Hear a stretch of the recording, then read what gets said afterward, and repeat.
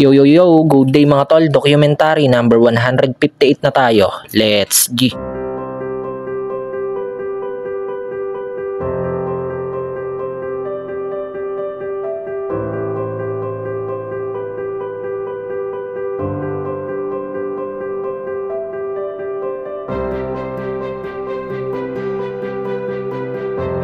So yan mga tol, may buena mano tayo. Si Tropang Kenneth, solid, ilang kape din yan, 5 yata.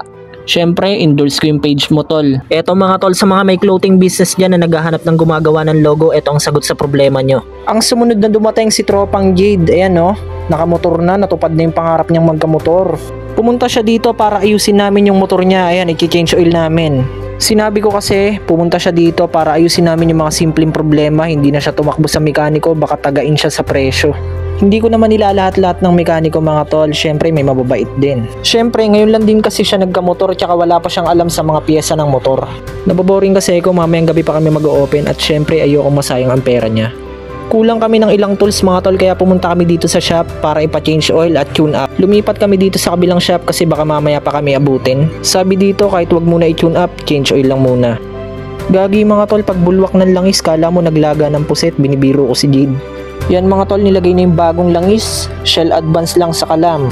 Yan ang pinabili ko kay Jade, subok na sa motor ko, napaka-smooth. Pangalawa sa pinakamalapot na langis yung binili namin kasi old engine na yung motor ni Jade. All goods na mga tol, napaka-smooth ng makina, yung ngiti ni Jade hanggang tenga. Yan, bumalik na kami rito.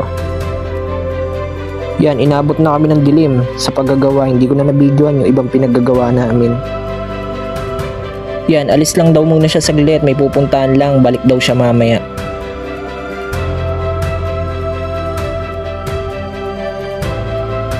Yan mga tol, may pupuntahan lang din ako, then dediretso na ako ng bahay.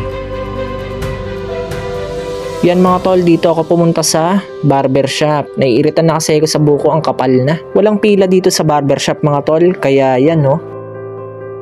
Yan mga tol, okay na, mabilis lang, secret na lang kung anong gupit to. Stranded na naman ako dito sa Muson Crossing, abay lagi na lang.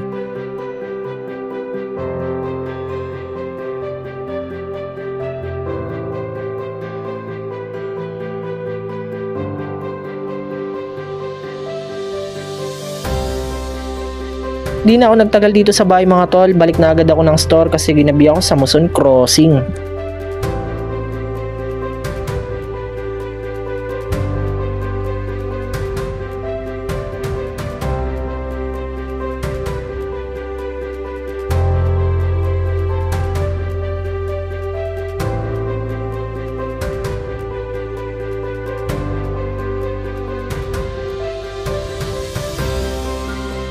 Yan, bumalik na si Jade kasama si Kenneth. Ayan, bumili pala siya ng helmet kanina. Solid oh. Tinetesting niya na kung komportable siya. Yan, batsi na sila mga tol. Anong oras na? Dumaan lang din kasi sila. May lakad pa yata sila. Bago sila umalis, sinabi ko kay Jade magdaan-daan, baka ma-overwhelm. Sabi ko wag niya akong gagayain, siya mambuhay ko. Este, 8 na lang yata.